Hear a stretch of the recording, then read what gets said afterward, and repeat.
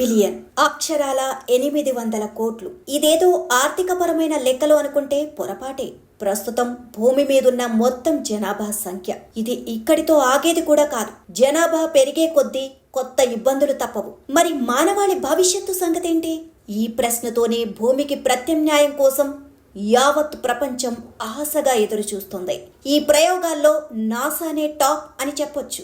తాజాగా అదే నాసా ఒక మిస్టరీ గ్రహాన్ని కనిపెట్టిందంట. అలా అని అది భూమికి ప్రత్యామ్నాయంగా మారుతుంది అనుకోవడానికి లేదు. శాపంగాను మారొచ్చు. ఎందుకంటే అది నిప్పులు చిమ్ముతూ మన వైపే దూసుకొస్తుంది కాబట్టి. ఇంతకీ ఏంటా గ్రహం? అది ఎక్కడుంది? ఎందుకు అది విస్ఫోటనానికి కారణమవుతుంది? దీని వెనుక ఉన్న రహస్యమేంటో తెలుసుకుందాం.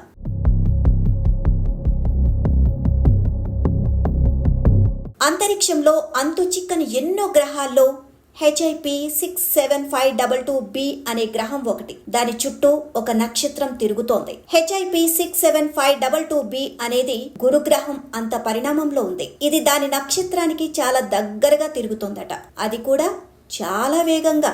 ఈ వేగం కారణంగా ఆ నక్షత్రానికి సంబంధించిన అయస్కాంత క్షేత్రాలకు భంగం కలుగుతోంది. దీనివల్ల ఆ నక్షత్రంపై భయంకరమైన పేలుళ్లు, సౌర జ్వాలలు వస్తున్నాయి. ఇందులో పెద్ద విషయం ఏముంది అని అనుకోకండి.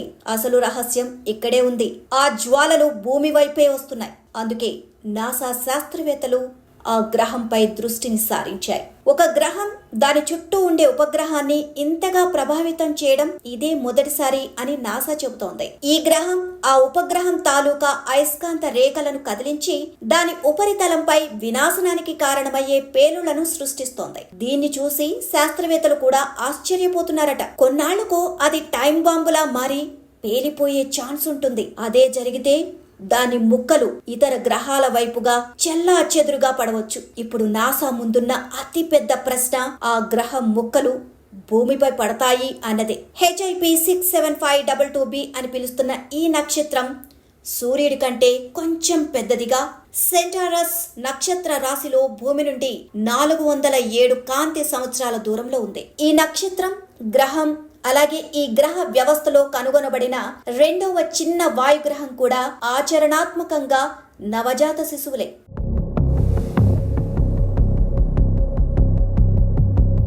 సూర్యుడు, మన సౌర వ్యవస్థ యొక్క గ్రహాలు దాదాపు 4.5 బిలియన్ సంవత్సరాల వయసు కలిగి ఉండగా ఈ నక్షత్రం దాదాపు 17 మిలియన్ ఏళ్ల వయసు కలిగి ఉందంట.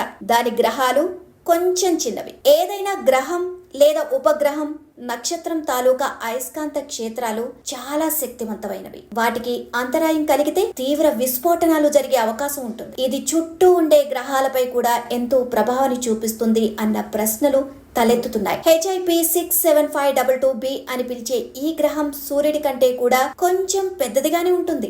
భూమి నుండి 407 కాంతి సంవత్సరాల దూరంలో ఇది ఉంది. కాంతి సంవత్సరం అంటే కాంతి ఒక సంవత్సరంలో ప్రయాణించే దూరం. అంటే 5.9 ట్రిలియన్ మైళ్ళు. కిలోమీటర్లలో చెప్పాలంటే 9.5 ట్రిలియన్ కిలోమీటర్లు. HIP 67522b అని పిలువబడే ఈ గ్రహం మన సౌర వ్యవస్థలో అతి పెద్ద గ్రహం అయిన బృహస్పతి పరిణామంలో దాదాపు వ్యాసం కలిగి ఉంది. కానీ బృహస్పతి ద్రవ్యరాశిలో 5% మాత్రమే కలిగి ఉంది. ఇది కాటన్ క్యాండీను గుర్తు చేస్తుంది. ఇది తెలిసిన అత్యంత ఉబ్బిన ఎక్సో ప్లానెట్లలో ఒకటిగా చేస్తుంది. ఇది మన సౌర వ్యవస్థ యొక్క అంతర్భాగ గ్రహం.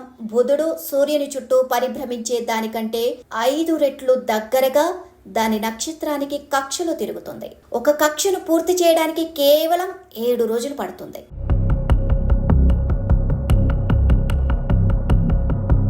ఒక మంట అంటే కరోనా అని పిలువబడే ఒక నక్షత్ర వాతావరణం యొక్క బయటి భాగం నుండి వెలువడే విద్యుత్ అయస్కాంత వికిరణం యొక్క తీవ్రమైన విస్ఫోటనం. కాబట్టి HIP 67522b నక్షత్రం నుండి భారీ మంటలను ఎలా విడుదల చేస్తుంది?